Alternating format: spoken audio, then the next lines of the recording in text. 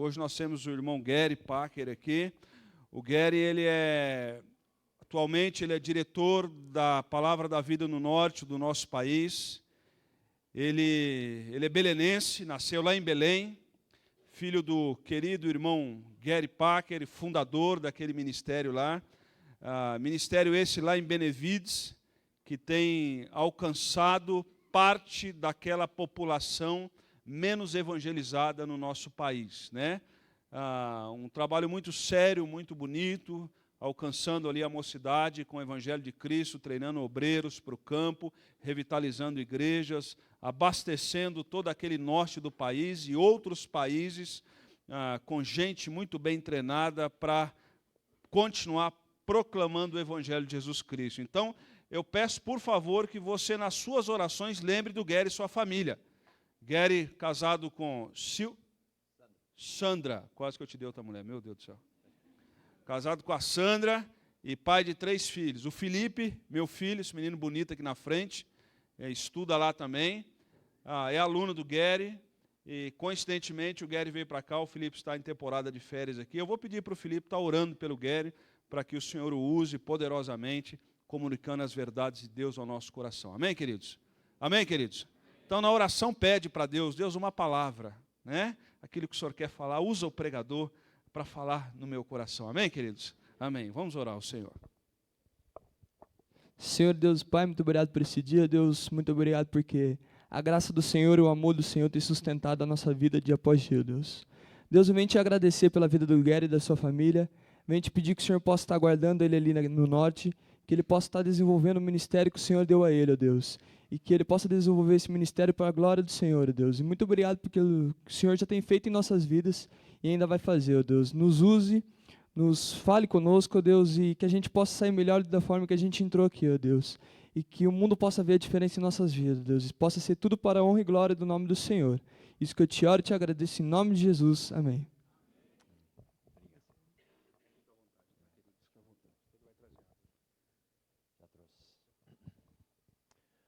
Boa noite, irmãos. Prazer estar aqui com vocês de novo. Estive aqui o ano passado. Aí liguei para Jefferson, diz, eu estou indo para São Paulo de novo, fazer um curso de mestrado. Ele diz, então, prontamente vem aqui de novo. Então, vocês vão cansar de mim daqui a pouco, mas agradeço a oportunidade, agradeço a parceria que temos com a igreja aqui. O apoio que vocês têm sido através do seu missionário Rafa e Cris, tem feito um grande trabalho ali no nosso meio, coordenando o setor ministério. Infelizmente vão nos deixar para voltar para o campo, né? O Rafa está melhor, né? Fisicamente, MEAP catou ele de novo, mas nós ficamos muito felizes de ver os nossos ex-alunos ali no campo, mas vão fazer muito falta ali entre a gente. Então, já que Rafa está saindo lá do MPV, então vocês ficam devendo a gente, tá? Você tem que orar que Deus mande alguém para cuidar daquele setor ministério ali, como o Rafa tem cuidado esses dias. E aí a gente está com outros alunos, o Felipe, o Nilber está ali com a gente, e a gente aguarda mais, né? Então, eu queria hoje à noite começar apresentando a minha família. Essa é a família que Deus nos deu. A minha esposa Sandra, a nossa filha mais velha, a Michela, ali do meu lado. Ela mora em Los Angeles, trabalha com uma missão chamada Children's Hunger Fund. E o nosso filho Josué, que nessa data casou com a Hillary, não Clinton, né? Hillary. Hillary é uma enfermeira.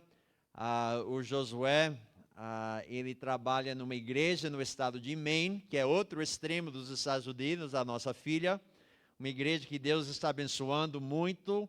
Maine é o estado menos evangelizado dos Estados Unidos.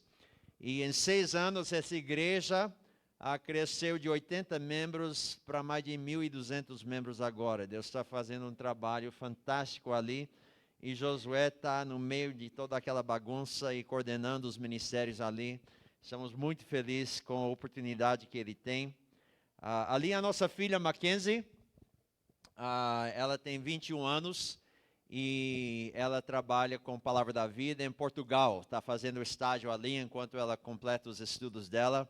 Então, os meus filhos estão espalhados pelos 4 cantos da terra. E eu e Sandra estamos ali em Belém, chupando o dedo, né? Os filhos muito longe da gente, mas graças a Deus estão andando com o Senhor, estão fazendo diferença no reino e por isso nós criamos eles e para isso nós criamos eles, né? Eu trouxe ali atrás na mesa, eu tenho uma foto da nossa família. Se você se compromete em orar por nós, leva uma foto dessa para lembrar você de orar pela nossa família, nosso ministério. E em nossa família a gente coleciona essas cartas e cada refeição a gente ora por um. Aí uma forma de manter missões em frente da nossa família e estou orando por esses missionários. Então, eu roubei essa ideia do meu sogro, vocês podem roubar da gente sem problema nenhum, né? E ore pela nossa família.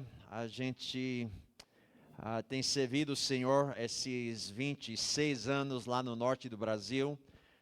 Viemos para implantar um ministério do PV Norte, junto com meu pai, com meu irmão.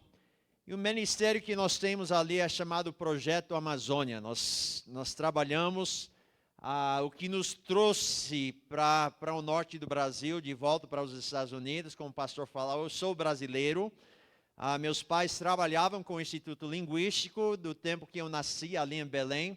Mas como criança fui embora, voltei para os Estados Unidos junto com meus pais e fui criado numa fazenda no interior do estado de Wisconsin. Então eu fui criado nos Estados Unidos, sou americano, brasileiro, né? Nasci aqui, mas fui criado lá, tive que aprender português como adulto, por isso eu tenho nome de gringo, cara de gringo e sotaque de gringo, né?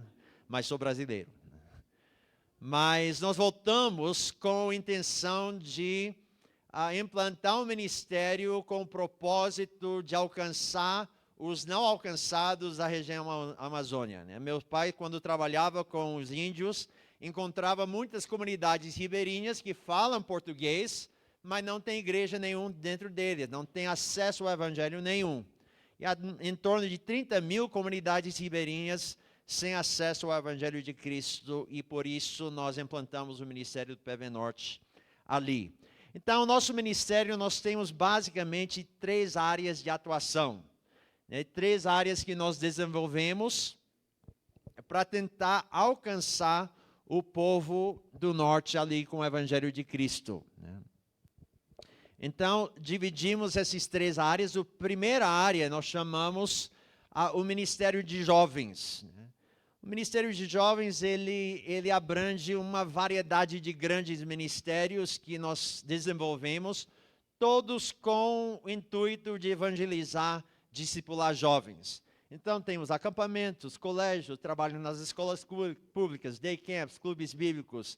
Todos esses ministérios visando evangelizar o jovem, discipular o jovem e infeccionar o coração do jovem com a missão.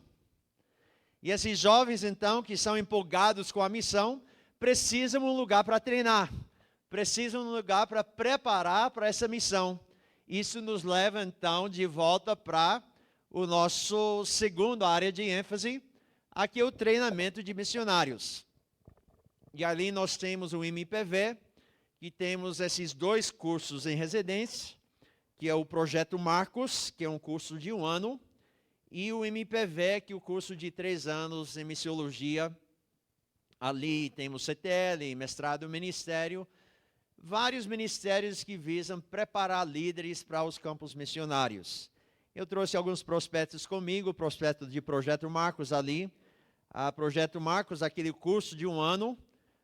O propósito desse curso são 2. Um é preparar o jovem para ir para a faculdade com a sua fé fundamentada e a capacidade de defender a sua fé dentro da faculdade, de forma que ele vai para a faculdade para ser missionário e não para ser um desviado ali dentro da faculdade.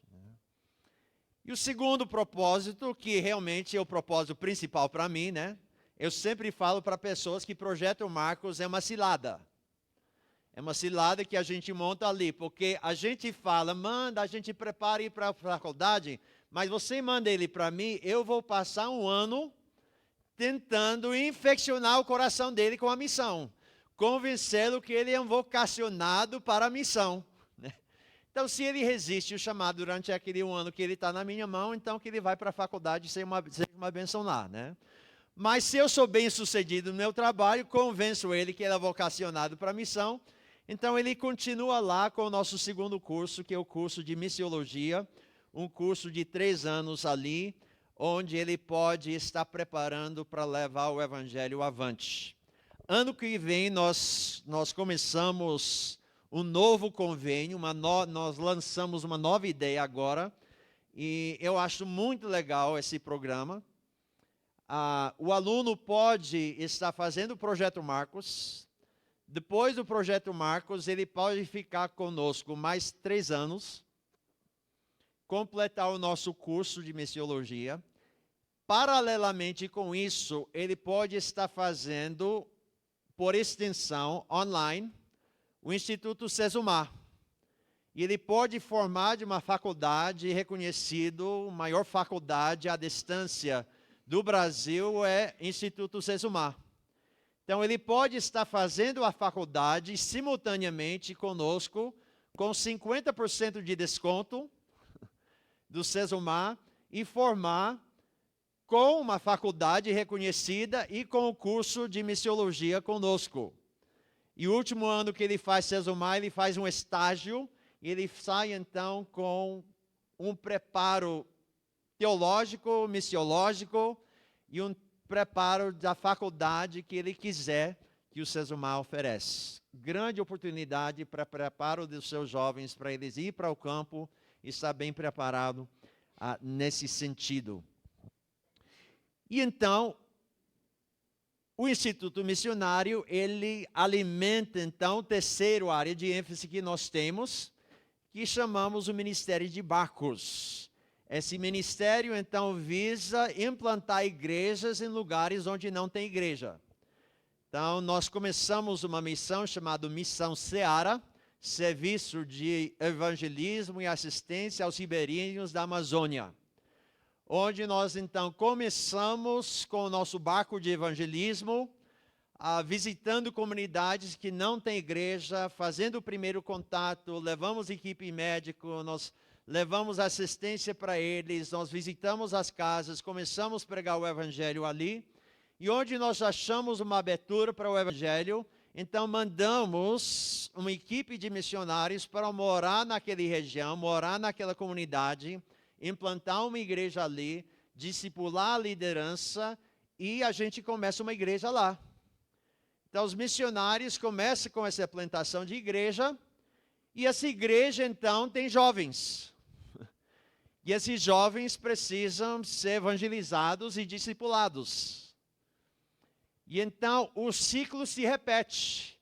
E lá entre os ribeirinhos nós temos acampamentos, ministério de escolas, nós temos ministério de day camps, nós temos vários ministérios que visam evangelizar, discipular jovens ali. E então esses jovens, alguns estão despertados, são vocacionados. E então nós temos ali também o nosso seminário flutuante, onde os jovens ribeirinhos podem estar preparando para serem missionários aos seus próprios povos e tomar conta das igrejas que nós implantamos ali. E eles então vão implantando igrejas em outros lugares. E o ciclo se repete de novo. E hoje nós temos ribeirinhos que, quando crianças ouviram o evangelho, foram resgatados pelo evangelho de Cristo, do lamaçal do pecado que eles viviam nas suas culturas. Eles então foram discipulados pelos nossos missionários que estavam ali, foram treinados no seminário flutuante e hoje estão implantando igrejas em outras comunidades, longe das comunidades deles. Então já temos ribeirinhos que são parte da Missão Seara hoje. Então isso nos alegra muito, a expectativa de ver agora os discípulos desses ribeirinhos também ingressando na missão daqui na próxima geração. E a gente está orando que Deus possa usar essa estratégia para avançar o reino de Deus e fazer com que o trabalho do Senhor avança ali entre os ribeirinhos. Então, ore por nós nesse sentido. Nós viemos para o Brasil 25 anos atrás para implantar esse ministério. Não tínhamos dinheiro, não tínhamos terreno, a gente tinha essa estratégia num papel. E nós, então, compramos uma granja abandonada e começamos a desenvolver uma estrutura, reformamos galinheiros em dormitórios, em salas de aula, refeitório, biblioteca. E nós temos hoje uma ótima estrutura para as escolas, para os acampamentos e tudo isso. Em celebração aos nossos 25 anos, nós começamos um projeto esse ano que nós vamos realizar o ano que vem. Então, o Felipe pode falar. Hoje, quando nós temos uma igreja que quer alugar final de semana, ou nós temos uma conferência, alguma coisa assim, nós expulsamos os alunos dos seus dormitórios, né? Mandamos eles para a rua, né? E aí ocupamos os dormitórios com igrejas, esse tipo de coisa, né? E então, isso limita muito o número de aluguéis que nós podemos fazer final de semana e tudo. Então, nós queremos, o ano que vem, construir dormitórios para os acampamentos, para as conferências, para as igrejas poderem, final de semana, alugar, usar as dependências quando os alunos estão fora no ministério, né? Então, eu trouxe um marcador de página ali, em comemoração aos nossos 25 anos. O projeto é R$250 mil, que a gente precisa levantar para fazer esse trabalho, para construir esses dormitórios. Tudo que vocês vão ver no vídeo que eu vou passar foi construído assim. De pessoas que doaram, né? Aos poucos contribuíram, eu quero participar daquilo, e fizeram isso. Então é dinheiro, é grana, eu sei que é isso, né? Mas Deus usa o seu povo para suprir. Então, se você gostaria de participar no nosso projeto 25+, né? Ore ao Senhor, leva o marcador como lembrança, e tem o nosso conta bancária ali. A gente só pede que você acrescente 25 centavos para a gente poder identificar que é para esse projeto. Tudo que é doado para esse projeto vai ser duplicado. Nós temos um mantenedor que soube disso e ele falou, eu vou duplicar tudo que você levanta. Então, até os 250 mil eu duplico para vocês poderem fazer esse trabalho. Então, se você participa conosco com R$25, vira 50. Né? 1.000 vira 2.000. 5.000 vira 10.000. Assim por diante, né? Então, participa conosco ali. Deus tem sido muito bom. E a gente louva a Deus pela provisão dEle, pela forma que Ele tem conduzido esse ministério. O privilégio que temos tido de ver essa obra crescer, ser usado para treinar obreiros, para ver comunidades sendo alcançadas.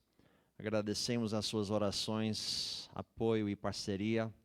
Pastor Jefferson tem sido um grande apoiador do nosso ministério. A gente louva a Deus pela vida dele e por essa igreja aqui. Abre as suas Bíblias essa noite para 2 Timóteo capítulo 2. 2 Timóteo capítulo 2. Eu gosto muito de 2 Timóteo. É um livro escrito como transição, de passar o bastão, né, de um ministro. Paulo, é a última carta dele, ele está nessa carta passando o bastão do evangelho para o Timóteo. E esse momento de transição é um momento muito crítico. Quando eu estava na escola, eu jogava no time de atletismo da nossa escola, e a gente competia com outras escolas de várias modalidades. E o nosso técnico, né, de atletismo, ele fez vários testes com a gente e tudo. Ele falou para mim, Parker, cara, você é muito lento, sabe? Você não corre rápido. Então, a única coisa que presta para você é a corrida de 1.600 metros e 3.200 metros. São as provas mais longas do atletismo naquela área lá. Então, eu sou lento, mas eu consigo correr naquele lentidão, né, para muito tempo. Então, essas foram as minhas provas, né. Mas na nossa escola, na nossa conferência ali de escolas, a gente tinha uma prova que era chamado a corrida de revezamento dos homens fortes, tá? Para não dizer homens gordos, tá?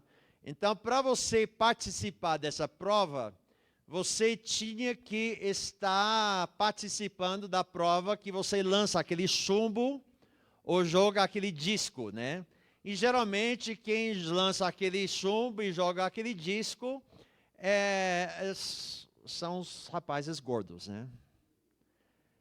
E um dia eu brincando ali, não querendo correr, treinar, eu fui lá com os homens fortes, né? Eu fui brincar com aquele disco, né? Deixa eu me empolgar. Eu era magro da vida, né? Era, né? Mas aí eu peguei aquele disco, comecei a jogar o disco, e o técnico me viu jogando o disco. E sabe que eu levei jeito para isso, não sei, eu não era nada forte, mas de algum jeito eu levei jeito para jogar o disco. E então, como eu jogava disco também, eu qualificava para participar dessa corrida de revezamento dos homens fortes. E dos gordos era o mais rápido, né?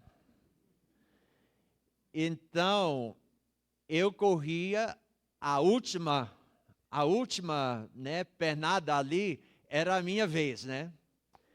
E uma vez a gente estava competindo com várias escolas e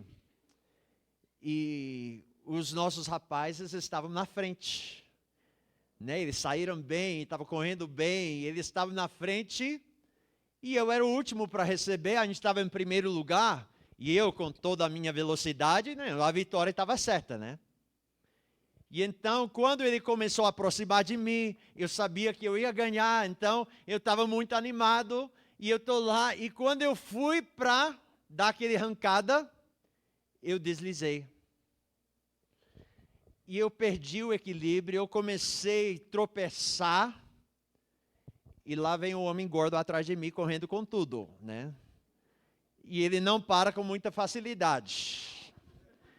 E eu ali, né, tropeçando na frente dele, daqui a pouco ele está me atropelando, né? E lá vai eu, rolando no chão, e ele rolando em frente de mim, em cima de mim, né? E o bastão caído ali no chão, né? E os outros homens gordos, pum, pum, pum, passando, né? Tum, tum, tum. E eu então levanto o bastão e vou mancando até o final, chegando em último lugar.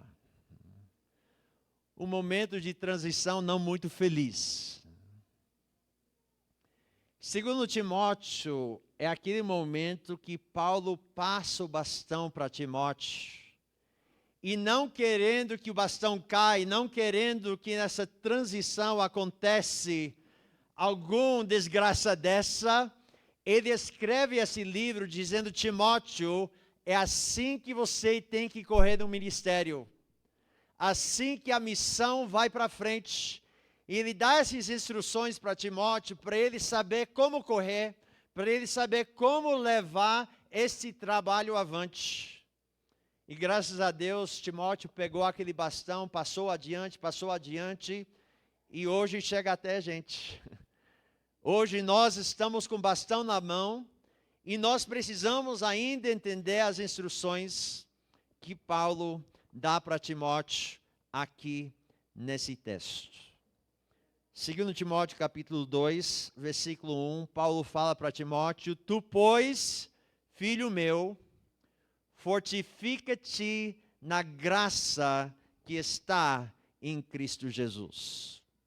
Primeira instrução que Paulo dá para Timóteo aqui é: Timóteo, você deve ser dependente de Deus.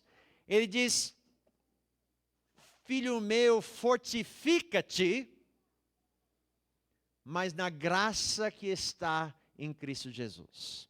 Se nós vamos ser bem-sucedidos na obra do Senhor, se nós vamos ser bem-sucedidos na missão, nós precisamos entender que isso é feito na dependência do Senhor. Não é na nossa força, mas é na dependência do Senhor que esse trabalho vai avante. Porque a obra é feita através de um poder sobrenatural. A missão é uma missão de transformar vidas. Eu não tenho a capacidade de transformar a vida de ninguém. Pastor Jefferson não tem poder para transformar a vida de ninguém. Quem transforma vidas é o Senhor Jesus Cristo. É a obra do Espírito Santo na vida da gente que nos transforma. É um trabalho sobrenatural que nós somos chamados para fazer. E nós recebemos isso pela graça do Senhor. Paulo diz: fortifica-te na graça que está em Cristo Jesus. Nenhum de nós merecemos trabalhar nessa obra.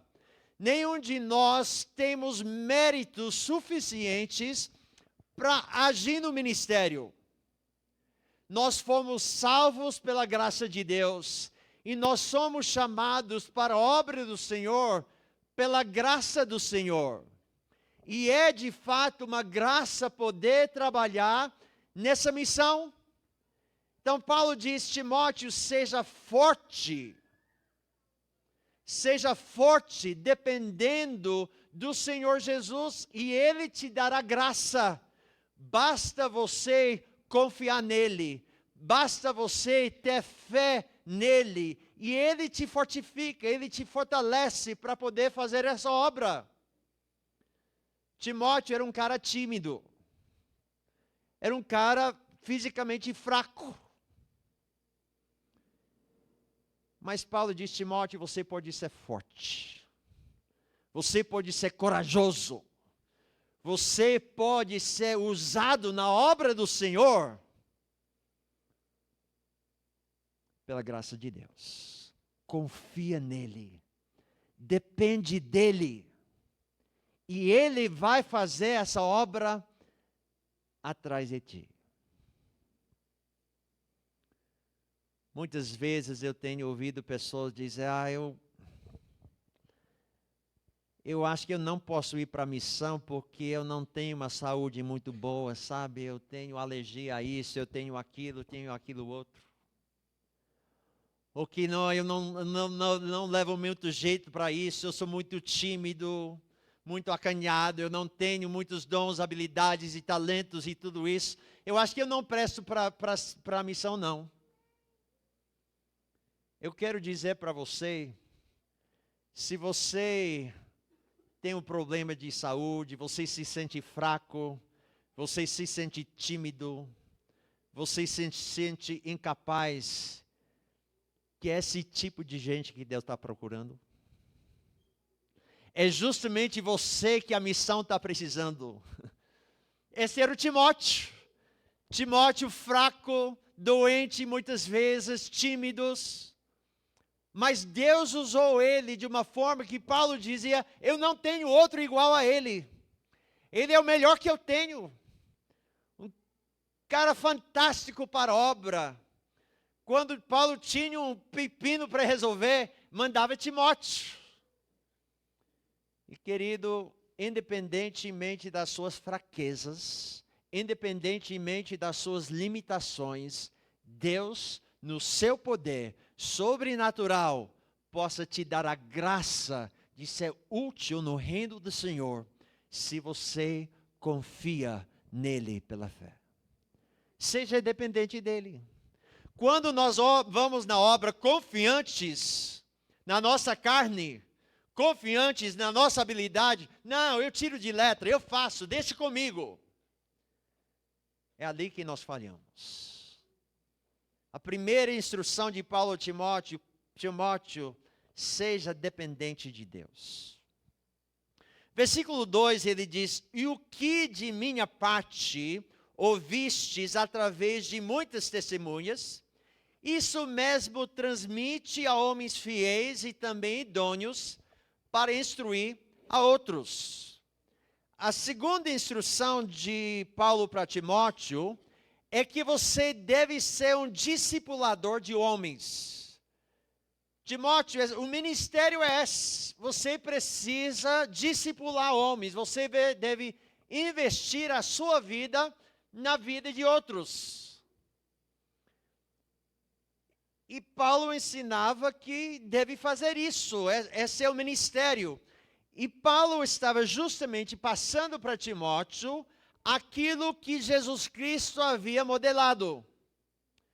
Jesus Cristo passou 3 anos no ministério ativo. Maior parte desses 3 anos, ele investiu em 12 caras. Passou esses 3 anos investindo nesses homens, fazendo discipulado. E ele instruiu Paulo, e Paulo diz: é isso que eu vou fazer, e é isso que você tem que fazer. Onde Paulo ia, ele sempre tinha os seus Timóteos, ele sempre tinha os seus Silas, ele sempre tinha o Tito, ele sempre tinha alguém que estava ali junto com ele, fazendo obra lado ao lado, que ele estava treinando, discipulando, investindo na vida dessas pessoas.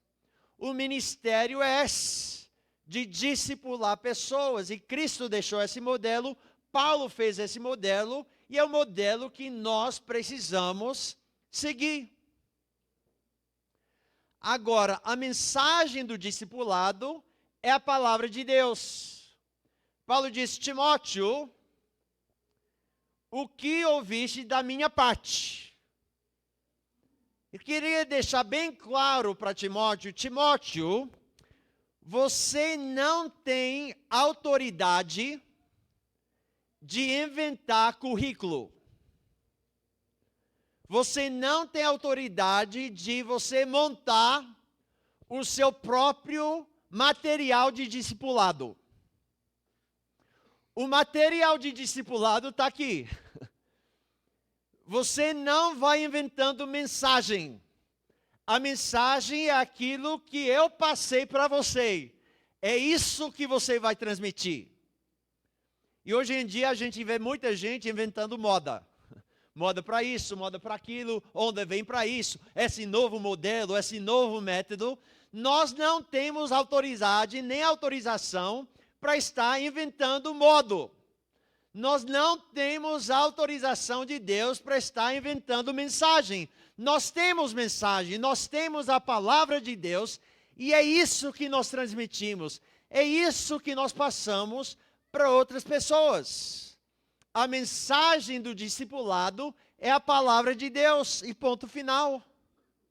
Nós não ensinamos através da nossa experiência, nós não ensinamos a nossa cultura, nós ensinamos as sagradas letras da palavra de Deus. Essa é a mensagem que Paulo mandou Timóteo pregar, é a mensagem que nós precisamos continuar pregando. Agora, a gente percebe que o método que Paulo instruiu para Timóteo é o que eu chamo de multiplicação seletivo. Multiplicação seletiva. O discipulado é isso, é a multiplicação. É você investir em homens que vão investir em outros. E assim você se multiplica. O discipulado é sábio, é por isso que Jesus falou: ide fazer discípulos. Ele não diz ide fazer convertidos. Ele diz vá e faça discípulos. E a definição do discipulado é essa: ensina a homens que vão ensinar outros. Então hoje nós temos um trabalho enorme diante da gente. Uma população de bilhões de pessoas que precisamos alcançar com o Evangelho de Cristo. E às vezes nós olhamos para essa tarefa e nós achamos uma tarefa impossível. Bilhões de pessoas alcançar? Como é que podemos fazer isso? 2000 anos a gente vai trabalhando nessa obra, e ainda bilhões de pessoas que nunca ouviram falar de Jesus. Mas sabe por quê? Porque nós estamos desobedecendo essa instrução. Deixe-me ilustrar dessa forma. O homem que inventou xadrez a pedido de um rei. Esse rei falou: me apresenta com um jogo para me divertir. E um dos caras do reino apresentou o xadrez para ele, e o rei amou o jogo. Gostava de guerra, e o xadrez inventa guerra, e o rei é tudo no xadrez, e o rei gostava disso, né? Manda o peão ali, né? Rainha e tudo, e o rei é tudo. Ele falou: que jogo inteligente, como é que eu posso recompensar você de um jogo tão legal? E o cara que inventou o jogo, muito inteligente, ele falou: rei, eu queria que o senhor me pagasse em trigo. Em trigo? Como assim? Ele falou: eu quero que você coloque 1 grão de trigo na primeira casa. Na segunda casa você coloca 2. Na terceira você coloca 4, depois 8, depois 16, depois 32, depois 664, 128 e assim por diante. E o rei olhou para ele e disse: tão pouco. Tão pouco. E o cara falou: tente me pagar. Tente me pagar. A colheita mundial de trigo não paga ele na penúltima casa. Xadrez tem 32 casas brancas, 32 casas pretas, 64 casas. Se multiplica 1, vai duplicando. Na penúltima casa, a colheita mundial de trigo não paga ele. E na última, isso duplica. A multiplicação vai muito rápido. Deixa a gente aplicar isso para a igreja hoje. Vamos fingir hoje à noite que você é o único crente na face da terra. Você é o único crente. Não tem outro crente aqui na terra. Você é o único. Pastor Jefferson, eu, todos os restos aqui estão fingindo ser crente, mas não é crente. Você é o único. Da face da terra, você é o único crente. E a sua tarefa é alcançar o mundo inteiro com o Evangelho de Cristo. Posso sugerir uma estratégia? Eu sugiro que você gaste o próximo ano, julho de 2017 a julho de 2018, evangelizando e discipulando uma única pessoa. Não faz campanha, não prega na rua, procura alguém, senta com ele, compartilha o evangelho, investe na vida dele, ensina a palavra de Deus para ele e prepara ele para que no ano que vem ele pode ir junto contigo e procurar outro. Então, esse ano temos um crente, mas o ano que vem vamos ter 2. E no outro ano, então vocês 2 vão e vamos ter 4. Está me seguindo? Sabe qual é o número? Em 32 a 33 anos, dependendo da velocidade que o mundo cresce nos próximos 30 anos, 32 a 33 anos, o mundo inteiro vai ser discipulado.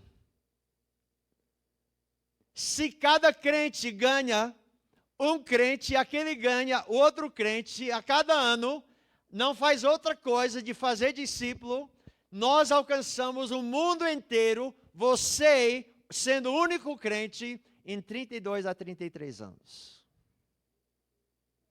Razão pelo qual nós ainda temos bilhões de pessoas sem conhecer o Evangelho de Cristo é porque nós não estamos seguindo a instrução de Jesus. É porque nós não estamos seguindo a instrução do Paulo de fazer discípulos. de multiplicar a gente na vida de outros. Então, Paulo diz aqui: faça a multiplicação seletiva. Ele diz: Timóteo, procura homens fiéis e também idôneos. Homens fiéis e idôneos que vão poder instruir outros. Eu sempre falo que tem dois tipos de crente. Tem dois tipos de pessoas. Tem águia e tem urubu. Tem águia e tem urubu.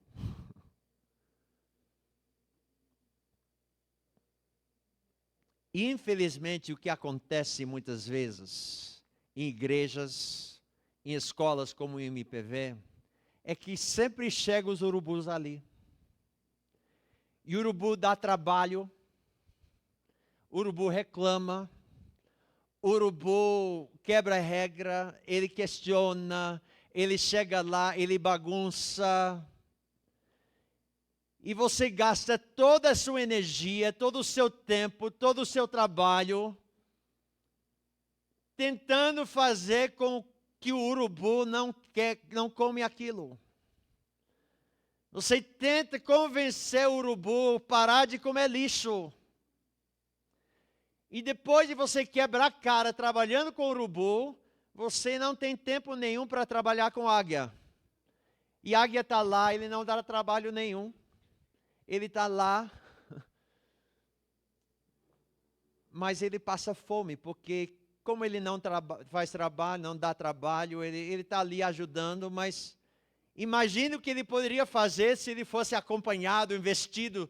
Se você gastasse energia na águia que você gasta no urubu, aquela águia voa alto.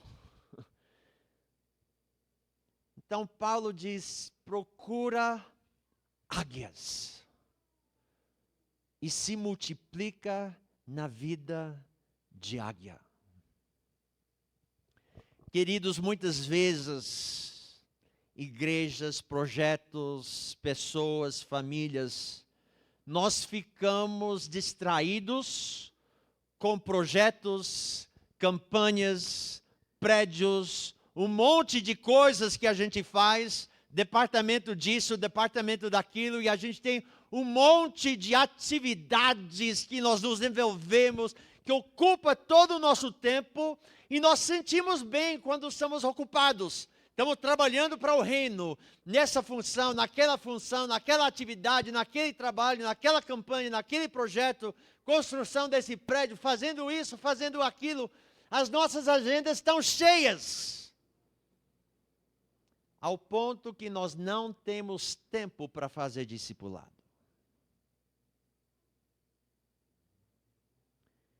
E quando ministérios e missionários se envolvem com projetos e prédios, programas, e esquece pessoas, o ministério é fazer discipulado com pessoas. E é isso que Timóteo precisava ouvir. Paulo passa para Timóteo: Timóteo, depende de Deus nesse ministério, mas gaste o seu tempo investindo, discipulando pessoas. Investe na vida de pessoas. É isso o ministério. Discipular pessoas na dependência do Senhor.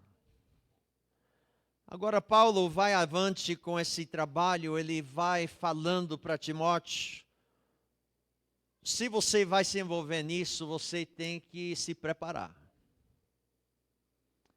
E ele usa agora 3 ilustrações para falar para Timóteo, para preparar Timóteo para aquilo que ele vai ter que enfrentar. Versículo 3, ele diz: participa dos meus sofrimentos como um bom soldado de Cristo Jesus. Nenhum soldado em serviço se envolve em negócios desta vida, porque o seu objetivo é satisfazer aquele que o regimentou. A terceira instrução que Paulo dá para Timóteo Timóteo, você tem que ser dedicado como um soldado. Você tem que ter essa dedicação de um soldado ali. Ele diz, participa comigo como um bom soldado. E a gente vê que um soldado, primeiramente, ele promete a solidariedade. O soldado, ele não vai para a guerra sozinho. Paulo nunca ia para a guerra sozinho. E por isso ele diz, Timóteo, participa comigo. Eu preciso que você esteja do meu lado. E quando nós vamos na obra do Senhor, nunca podemos ir sozinhos. Nunca podemos achar que nós somos capazes sozinhos. Nós precisamos de uma equipe, nós precisamos do corpo de Cristo, nós precisamos de apoio, nós precisamos de parcerias, nós precisamos de participação do corpo de Cristo. Não podemos ir para a guerra sozinho. Então, o soldado, ele promete solidariedade um com o outro. Eles vão junto, eles sofrem juntos. Quando um está fraco ou ferido, ele está lá, ele levanta. E se você vai trabalhar com vidas, você vai ser ferido. Trabalhar com urubu, você sai fedido. E você precisa de gente para o seu lado, ajudando você, apoiando você. O soldado, ele faz isso. Agora, o soldado, ele prepara para sofrer. Ele diz, participa comigo nos meus sofrimentos. Ele sabe que ele vai sofrer. E se nós vamos levar o Evangelho de Cristo, se nós vamos fazer com que o Evangelho de Cristo chegue nos lugares onde não chegou ainda, nós podemos ter certeza que nós vamos sofrer. Nós vamos enfrentar perigo. Se nós vamos para o mundo muçulmano, nós vamos ser ameaçados, nós podemos ir presos, como Paulo foi, nós podemos ser mortos. E nós precisamos estar dedicado como um soldado e preparado para sofrer, se necessário, morrer em função dessa missão. Paulo diz para Timóteo, esteja pronto para ir para a cadeia junto comigo. Paulo foi decapitado, Pedro foi crucificado. Os apóstolos sofreram e morreram para avançar o Evangelho aonde avançou. Quando o Evangelho chegou aqui no Brasil, missionários sofreram e morreram para fazer com que a igreja chegasse aqui. E se a igreja vai chegar ali, nós precisamos homens e mulheres que estão prontos para sofrer e, se necessário, morrer para fazer o Evangelho chegar ali. Soldados são dedicados e prontos para sofrer e morrer. E hoje em dia a gente vê muitas pessoas que estão acreditando numa falsa doutrina, uma falsa pregação de que, para ser crente é fácil, a gente vai ser saudável, próspero, tudo isso. Mas a Bíblia não fala isso. Se você vira uma página, Paulo diz, todo crente em Cristo Jesus será perseguido. Não próspero, perseguido. E nós precisamos, homens e mulheres, que estão preparados para sofrer. Tem gente que fala comigo a respeito do nosso seminário. Esse seminário é Belém. É muito quente em Belém, né? É muito quente. Eu não aguento o calor. Não aguento o calor. Queridos, eu fui criado onde faz 40 graus abaixo de zero. Eu estou aqui transpirando hoje, né? quando eu dou aula lá, eu fico transpirando o tempo todo. Eu odeio o calor. Mas os lugares não alcançados do mundo são lugares quentes. O sertão é quente. O ribeirinho, indígena, é quente. Janela 1040 é quente. E nós precisamos de pessoas que estão prontos a sofrer em submissão àquele que o arregimentou. Um soldado, ele pratica a submissão. O seu objetivo é agradar aquele que o chamou para a missão. Um soldado que vai para a guerra, quando o seu comandante chega para ele e diz: soldado, nós vamos conquistar aquele monte. Nós precisamos daquela monte ali para ganhar essa guerra.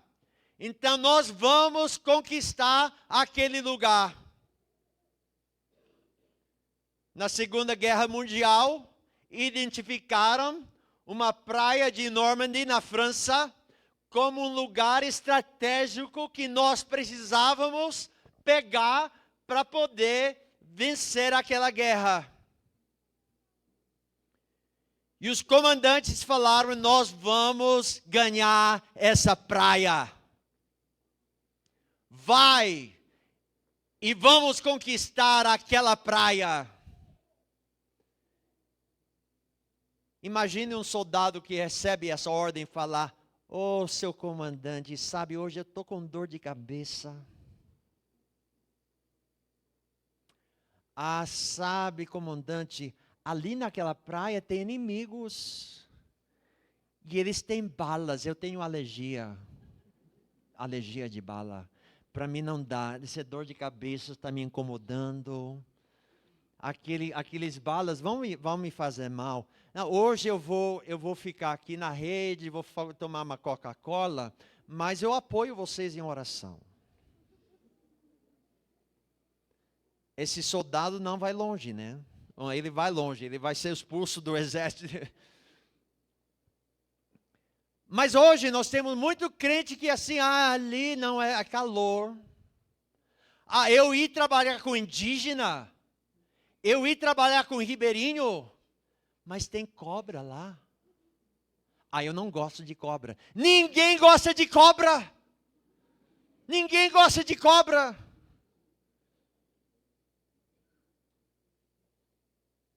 Queridos, nós temos o Evangelho de Cristo e pessoas estão sendo enviadas para o inferno eternamente porque nunca ouviram o Evangelho de Cristo. E nós estamos confortáveis nas nossas igrejas, confortáveis em nossas casas, dormindo em redes, tomando Coca-Cola, comendo churrasco, negando sofrer, negando morrer, negando ir lá, porque eu não gosto de cobra e eu não gosto de calor. Que é isso? Se o Evangelho de Cristo vai avançar para os povos não alcançados, nós precisamos homens e mulheres prontos para sofrer, prontos para morrer, prontos para se submeter ao mandato do nosso Senhor Jesus Cristo, ide fazer discípulos em todas as nações, custe o que custar.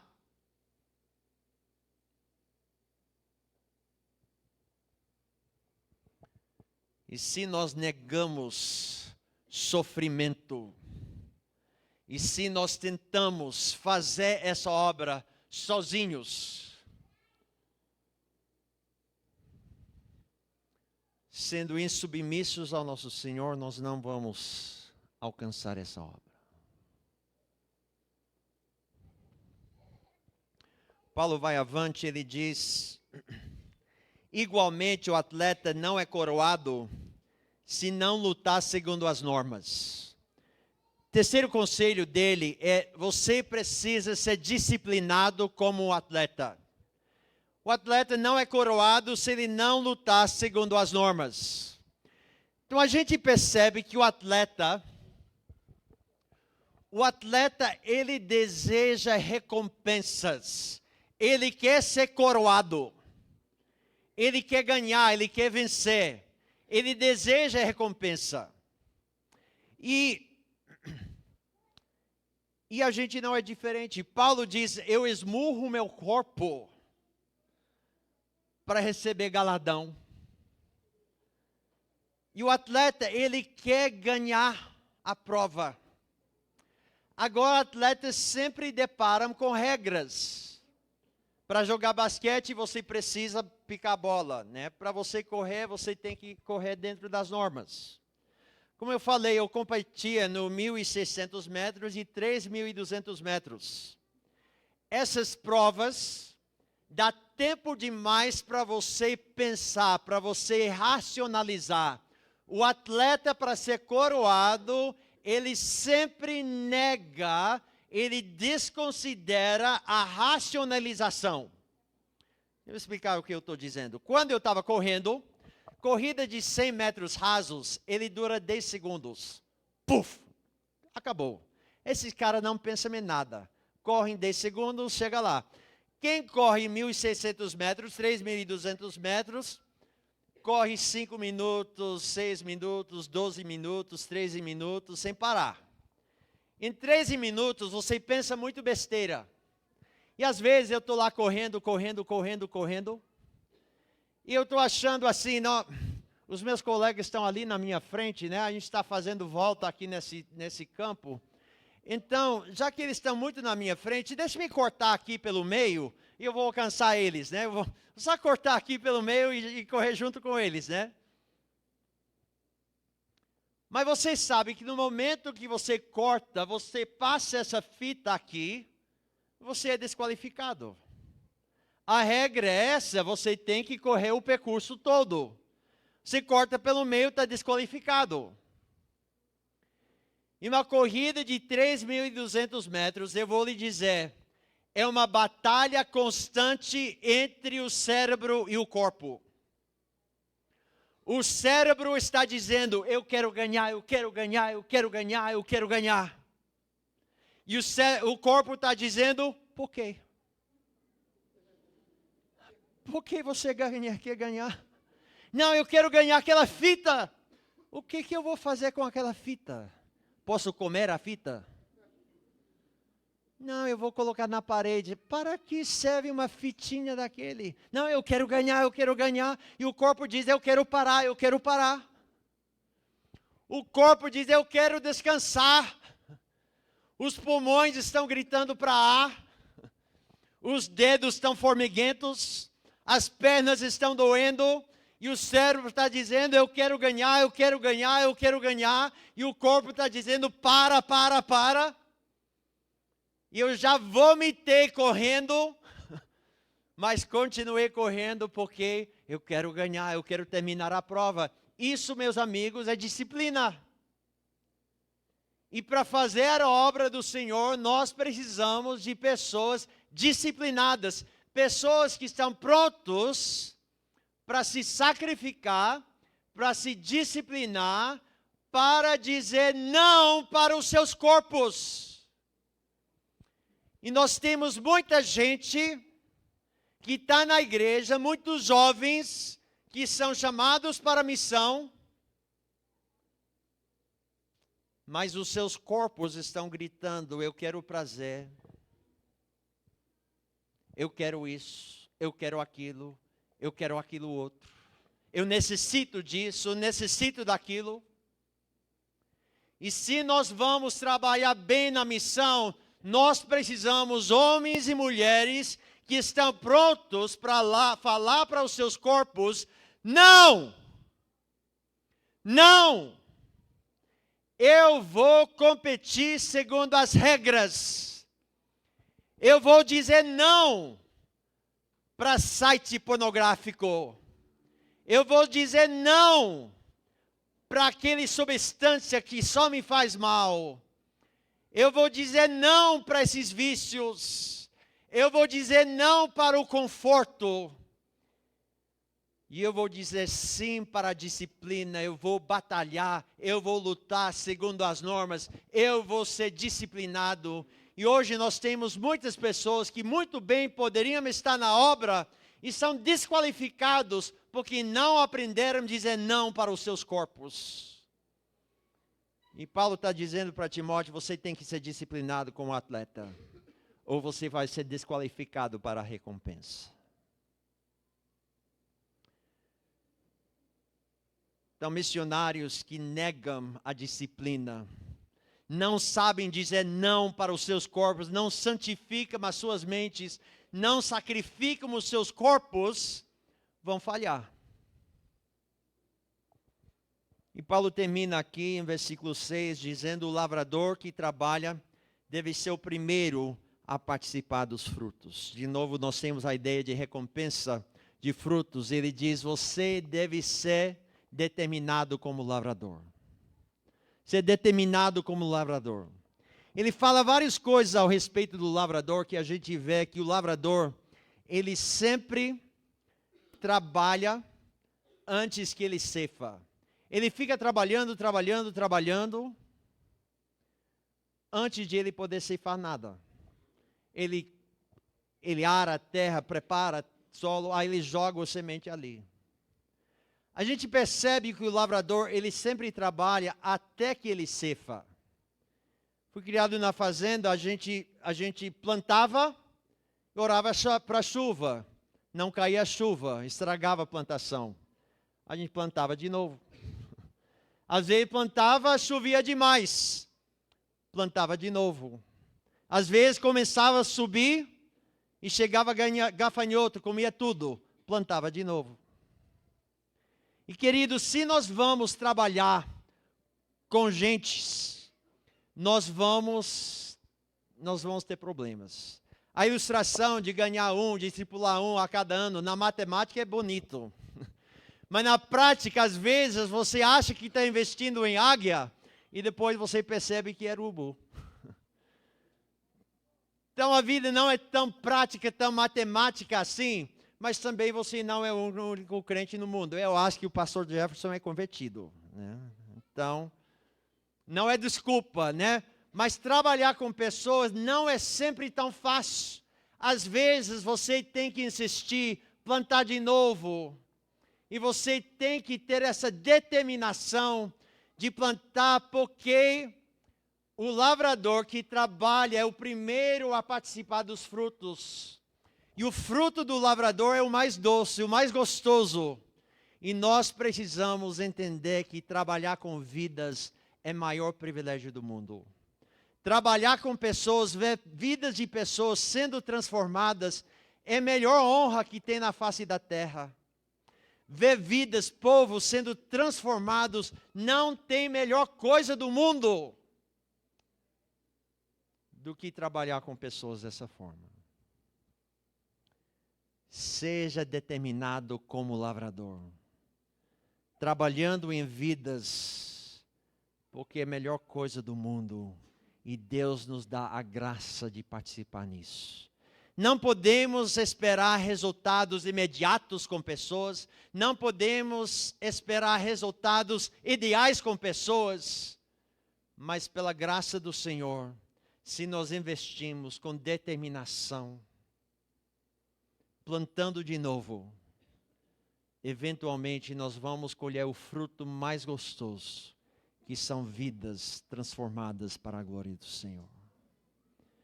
Paulo diz, se nós vamos ser bem-sucedidos no ministério, nós precisamos depender de Deus.